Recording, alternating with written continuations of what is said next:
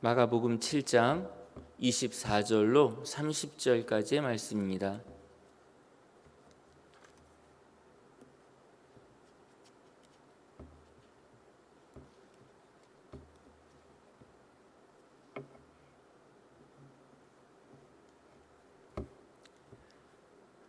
다 찾으신 줄 알고 봉독하겠습니다. 한 절씩 돌아가면서 봉독하도록 하겠습니다. 예수께서 일어나사 거기를 떠나 두로 지방으로 가서 한 집에 들어가 아무도 모르게 하시려고 하나 숨길 수 없더라.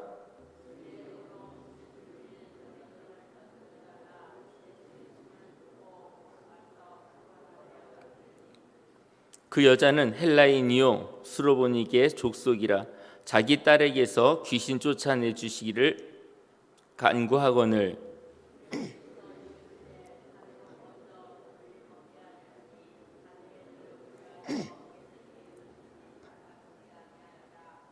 여자가 대답하여 이르되 주여 올소이다마는 상 아래 개들도 아이들이 먹던 부스러기를 먹나이다.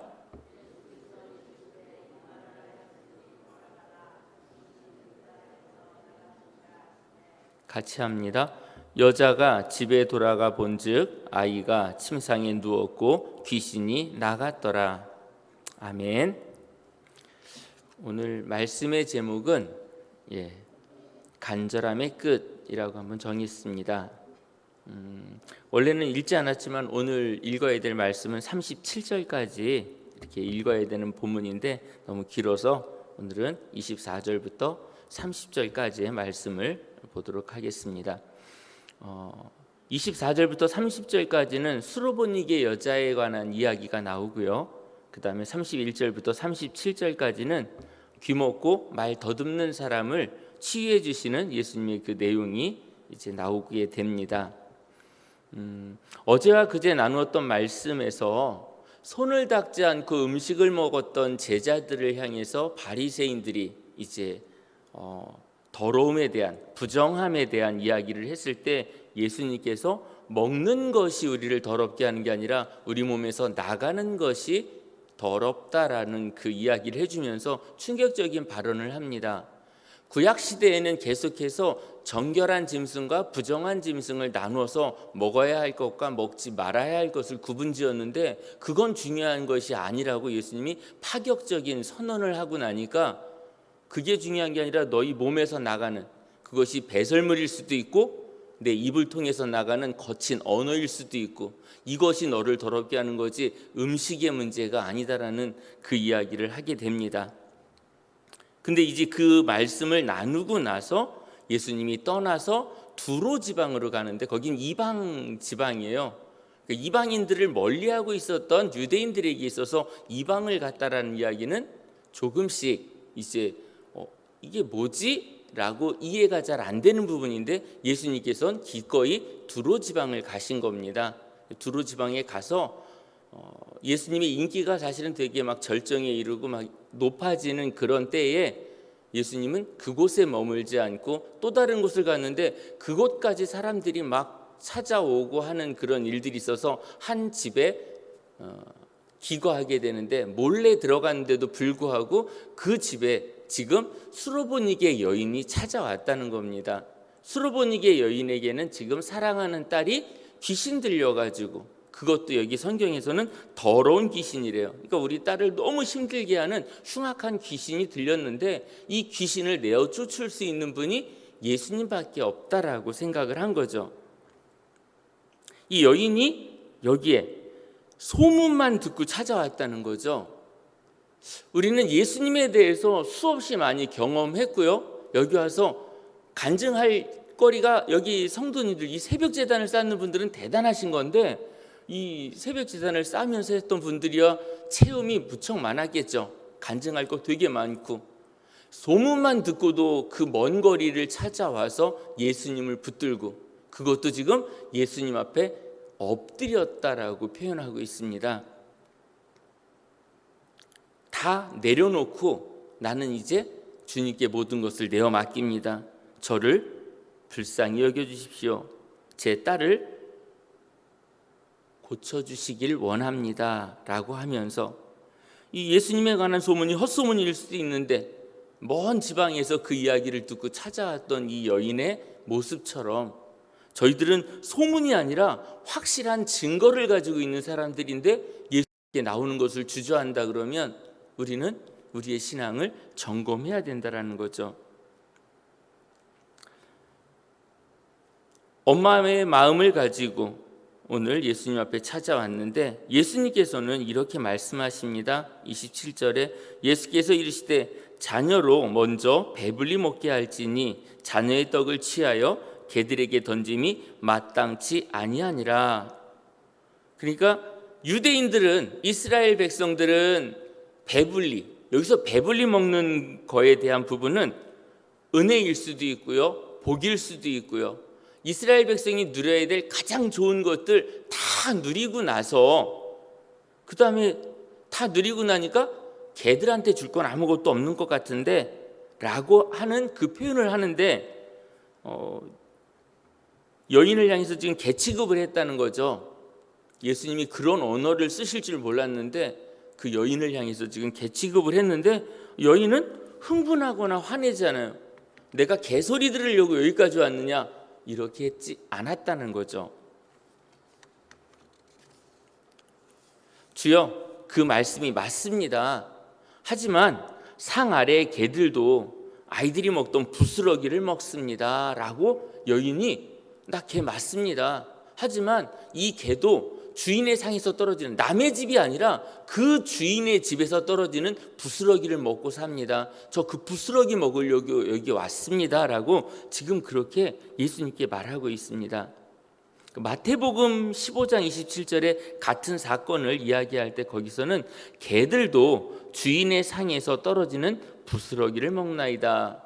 그러니까 개들은 주인이 먹다 남은 음식을 늘 먹게 되는데 그 부스러기 먹으려고 여기 왔습니다라고 그렇게 이야기하는 겁니다. 이스라엘 백성들은 복, 구원, 은혜 되게 사모하고 있었었는데 지금 복, 구원, 은혜는 바라지도 않는 거예요. 수로보니게 여인은 지금 부스러기 하나를 좀 얻으려고 좀 여기 왔던 거죠. 이스라엘 백성들은 복, 구원, 은혜 아니면 쳐다도 보지 않는 교만하기 짝이 없는 유대인들이었었는데도 불구하고 이 여인은 당장 개 취급을 당해도 좋으니까 부스러기 하나만 떨어뜨려 달라고 간절하게 매달리는 겁니다. 우리가 하나님 앞에 매달려 기도할 때 얼마만큼 이렇게 수로보니게 여인처럼 무시당하고 심지어 그냥 무시만이 아니라 개 취급을 당하면서까지 딸을 구원하고 싶은 엄마의 그 간절함이 여기에 묻어나는 것을 보게 됩니다. 근데 예수님은 그런 대화 가운데서 마태복음 15장 28절에서는 여자여 내 믿음이 크도다. 너의 간절함이 얼마나 큰지 내가 이제 다 알겠다. 내 소원대로 되리라. 마가복음 7장 29절에서는 이 표현이 예수께서 이르시되 이 말을 하였으니 돌아가라 귀신이 내 딸에서 나갔느니라. 그러니까 귀신이 나갔다라고 하는 그 선언에 대한 부분이 있는가 하면 마태복음에서는 여자의 믿음의 크기가 얼마나 크냐. 그래서 여자여 내 믿음이 정말 큰데 내 소원대로 되리라. 너가 소원하고 있었던 크기가 중요하다는 거예요. 예수님은 능력이 없는 분이 아니라 어떤 것도 행할 수 있는 분인데 마가복음에서 표현하는 것보다 마태복음에서 표현하는 말씀이 더 강하게 느껴집니다. 너 믿음? 네 믿음의 크기만큼 될 거야 라고 하는 거예요. 우리가 지금 수없이 많은 기도의 제목을 하나님께 아뢰지만 하나님께서 이거는 들어주실 거고 이거는 듣지 못하실 거라고 내가 살아왔던 경험을 토대로 해서 믿음의 분량, 내 기도의 제목, 이게 크기가 정해졌다면 이 크기를 왕창 크게 만들면 그만큼 이루어주신다라는 예수님의 말씀이 오늘 우리에게 적용되기를 원합니다. 단순하게 그냥 하나님 이거 주세요 라고 하는 그런 게 아니라 하나님 이거 주실 걸 믿습니다 라고 하는 기도의 분량을 크게 한다 그러면 하나님께서는 우리의 그 믿음의 분량의 크기 때문에 반드시 그 소원대로 될 것이다. 오늘 우리에게도 그 말씀을 주신다는 겁니다. 밑바닥까지 내려가 본 경험이 없는 분들은 잘 모르겠지만 저 밑바닥까지 내려가면 하나님밖에 안 보이는 거죠. 근데 내가 어느 정도 위치에 있으면 하나님이 보이는 게 아니고 사람들이 보이고요, 내 자신이 보이고요. 그래서 기도가 멈춰질 때가 있다라는 거죠. 바닥까지 내려가면 더 이상 갈 데가 없으면 그냥 하나님만 바라보게 되는 겁니다. 내 딸만 치료할 수 있다면 난 저 밑바닥까지라도 내려갈 거고 개취급을 받아도 좋고 그 어떤 이야기도 나는 중요하지 않다라고 결단하고 이 이야기, 예수님과의 대화를 하는 이 수로보니게 여인의 모습을 보게 됩니다. 이 기적의 사건을 보고 나서 이제 여인이 집에 갔더니 딸이 침상에 앉아 있는, 누워 있고 귀신 들려서 힘들어 했었던 그 딸이 온전한 모습을 한 것을 보고 내 믿음의 크기가 어떠했는지를 확인하게 되는 거죠. 우리 성도님들, 날씨가 흐리고 막 그런데 오늘 비가 안 와야 되는, 이사를 하는데 비가 오면 정말 어려운 그 상황에서 기도해 보신 적 있으시죠? 없으세요? 네. 마침 이사하는 날 눈이 오거나 비가 와서, 그럼에도 불구하고 한국인들은 그걸 극적으로 이게 뛰어넘어요. 눈이 오는 날 이사하면 부자가 된다더라. 위안하는 말이죠.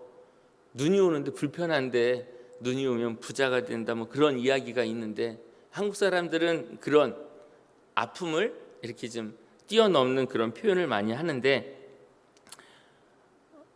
하나님 정말 아침에 눈을 떴는데 오늘은 논에 물이 좀 필요했는데 물을 댈 수는 없고 비가 왔으면 좋겠다고. 근데 하늘은 쨍쨍 해가 떠 있는데 그때 내가 논으로 나갈 때 하늘은 쨍쨍 떠 있지만 하나님 비가 오게 해달라고 전날 그 새벽에도 기도했다면 적어도 우리는 우산을 들고 그 논에 나가야 되는 거죠. 하늘을 딱 바라보니까 해가 쨍쨍 떠 있는 거예요. 오늘 비 오긴 다 틀렸어. 기도는 어제 밤부터 오늘 새벽까지 주구장창 나는 정말 하나님 비 오게 해주세요 그랬는데 하늘을 보니까 너무 맑아. 하지만 하나님은 구름도 몰고 오실 수 있는 하나님이라는 걸 알았다면 우리는 적어도 기도한 만큼 내 몸이 움직여야 된다는 거죠. 우산을 들고 갈 수 있는 결단이 우리에게 있어야 된다는 겁니다. 이방 땅에 가서 복음을 전하고 그 여인의 딸을 치료하고 나서 그 다음에 다시금 갈릴리로 돌아오시는데 갈릴리 호수에 이르렀을 때 사람들이 귀먹고 말 더듬는 자를 예수님께 데리고 나왔습니다. 오늘 읽진 않았는데 31절부터 37절에 있는 말씀입니다. 예수님은 그 사람을 데리고 무리를 떠나서 치료를 하십니다. 사람들이 있는 장소가 아니라 이번에는 그 사람을 조용히 데리고 가서 따로 치료를 하는데 그 사람의 귀에 손을 넣습니다. 그리고 손에 침을 뱉습니다. 그리고 그 사람의 혀에 이 손을 문지르면서 그를 만져줬을 때 그의 귀가 열리고 혀가 풀리고 그러면서 그가 말을 하게 되는, 어눌하게 말했던 그의 언어가 이제는 능통하게 말할 수 있는 자로 변화됐던 사건을 우리는 보게 됩니다.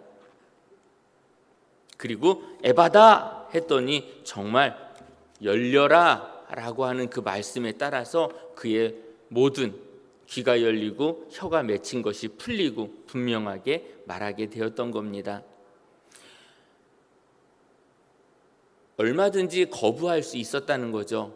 침을 손에 뱉어가지고 자기 혀로 오는데 그것만큼은 이런 게 아니라 이 낳고 싶었던 이 사람에게 있어서 이것이 답이다라고 했을 때 순종하는 거예요. 우리 성도님들 중에도 혹 내가 잘 듣지 못했고 말을 잘 못했던 상황인데 침을 발라가지고 혀에다가 대려고 그랬을 때 내 대라고 혀를 그냥 쑥 내미는 사람은 쉽게 없을 거라는 거죠. 그러나 이분이 나를 낫게 해주실 분이라는 걸 확신하고 믿음으로 나가니까 과감하게 혀를 내밀었을 거고 그 손길이 닿던, 예수님의 손길이 닿던 그 혀가 풀리는 것을 느끼게 되고 치유함을 받았던 것을 보게 됩니다. 난 이렇게까지 해서 나 낫고 싶지 않다라고 거부했다면 그는 영원히 어눌한 삶의 모습으로 남았을 겁니다. 그러나 하나님께 모든 걸 내어 맡기니까 하나님께서 응답해 주셨던 사건이 두 번의 사건, 오늘 24절부터 37절까지 두 건의 사건이 다 내려놓는 거예요. 그거는 안 됩니다라고 거부하지 않았다는 거죠. 이용규 선교사님이 쓴 책 내려놓음이란 책을 좀 많이 읽어보셨을 거라고 생각이 되는데, 그 몽골 소녀가 소를 잃어버렸어요. 막 찾는데 딱 종소리를 듣고 나니까 지금 예배 시간인 거예요. 소는 그들에게 있어서는 그 집안에 재산이 왔다 갔다 하는 아주 큰 물건인데, 그런 상태에서 소를 잃어버렸는데 예배 시간이 되니까 이 소 찾는 걸 포기하죠. 내려놓고 그 다음에 예배를 드리게 돼요. 그리고 예배를 끝내고 나왔더니 교회 앞에 뭐가 와 있을까요? 잃어버렸던 소가 그 앞에 와 있었던 거예요. 얼마나 감사했겠어요. 내 거를 잃어버려서 예배를 뒤에 두고 나서 그 다음에 소를 찾는 일에 내가 매진했다면, 소를 찾고 나서도 예배를 못 드린 것 때문에 되게 마음이 아팠을 텐데, 소를 포기하고 예배를 선택했는데, 다 내려놨는데, 하나님을 찾았는데 하나님께서는 예배가 끝남과 동시에 바로 송아지를 바로 교회 앞으로 데려왔던 사건을 고백하는 그 내용이 이제 내려놓음에 이렇게 나오는 것을 읽은 적이 있습니다. 내려놓으면 하나님이 역사하십니다. 내가 나서고 내 경험과 내 지식을 앞세우면 하나님은 그 현장에 역사하지 않는 거죠. 아까 한 사람을 데려다가 치료를 하는 그 과정 가운데 침을 발라서 혀에다 묻히는 과정을 많은 사람들이 봤다면 예수님이 이상하게 치료했다는 이야기가 막 퍼질 텐데, 이 사람만 데려다가 치료했더니 이 사람의 치유함이 그렇게 이상한 방법이 아니라 옳은 방법으로 그에게 전달됐던 것을 보게 됩니다. 세상 것을 붙잡고 있으면 다 내 것 같지만 결국 맨 마지막에 우리 손에 잡아갈 것은 아무것도 없다라는 거죠. 하지만 하나님 손을 붙잡으면 우리는 다 가진 것입니다. 하나님의 손을 붙잡고 오늘도 한 걸음씩 나가는 우리 성도님들이 되시길 바랍니다. 부정한 것과 정결한 것들을 구분지으면서 색깔론을 이야기하고 있었던 바리새인들이 있었는가 하면, 그 모든 것들은 중요하지 않다. 너 자신이 중요하다. 너가 지금 무엇을 쏟아낼 수 있느냐. 그 이야기를 예수님이 이방 땅으로 가가지고 그들도 우리가 구원해야 될 사람들이다. 이제 너희들이 풍족하게 얻었던 그거, 너희들이 이제 배불리 했었던 그 은혜, 이제는 이방인들을 향해서 내가 마음껏 쏟아내겠다. 그래서 예수님은 계속해서 두로를 지나서 다시 갈릴리 호숫가로 왔지만 그쪽도 데가볼리, 이제 이방 땅에 속해 있는 거기에서 지금 에바다를 외치신 거거든요. 그러니까 예수님의 사역이 너희들에게만 한정되어 있지 않고 이제 이방을 향해서 너희들이 부정하다고 이야기했던 것에 나의 시선이 고정됐다. 이제 너희들이 나를 바라보지 않으면 너희는 결단코 내가 원하는 자리에 갈 수 없다라는 것을 다시 한번 분명하게 말씀하고 있습니다. 하나님 앞에서 우리의 자존심은 없습니다. 간절함만 있을 뿐입니다. 간절함의 끝은 응답입니다. 지금보다 더 깊이 주님을 만나셔서 주님이 주시는 참 평안함을 맛보시는 우리 성도님들의 남은 생애가 되길 원합니다. 오늘도 바짝 엎드려서 주님만 바라봅니다. 내 방법 내려놓습니다. 오늘 구한 대로 내가 움직이겠습니다라고 그렇게 고백하면서 오늘 하루를 살아가는 우리 성도님들이 되시기를 주님의 이름으로 간절히 축원합니다. 같이 기도하겠습니다. 좋으신 하나님, 오늘 우리에게 이 새벽을 허락해 주시고 부족하지만 우리를 오늘 하루를 더 살게 해주시니 진실로 감사를 드립니다. 오늘 주어진 시간이 우리의 시간이 되지 않게 하시고 하나님이 그토록 바라셨던 많은 일들을 이루어내는 복된 날이 될 수 있도록 인도하여 주시옵소서. 힘들고 어려운 순간들 찾아옵니다. 답답한 일들 찾아옵니다. 이 모든 것들 앞에서 하나님을 먼저 바라보길 원합니다. 문제를 바라보는 미련한 자가 되지 않게 하시고 그 문제 뒤에서 해결하길 원하셨던 하나님을 간절히 찾는 저희 모두가 될 수 있도록 인도하여 주시옵소서. 하나님 앞에 드려진 귀한 예물이 있사오니 이 예물 기뻐 받아주시고 물질로 인해 어려움 당하는 우리 성도님들 없도록 주께서 인도해 주시며 하나님 앞에 드릴 때 그 기쁨이 아름다운 결실을 맺게 하시고 이 물질이 하나님 나라를 위하여 아름답게 사용될 수 있도록 인도하여 주시옵소서. 오늘 하루를 지날 때에 우리 만나는 모든 이들이 우리로 하여금 기쁨을 찾게 하시고 예수님을 만나는 놀라운 역사가 있도록 인도하여 주시옵소서. 감사드리며 모든 말씀을 예수님 이름으로 기도드렸습니다. 아멘. 다 같이 이제 기도하실 때 오늘은 2월의 마지막 날입니다.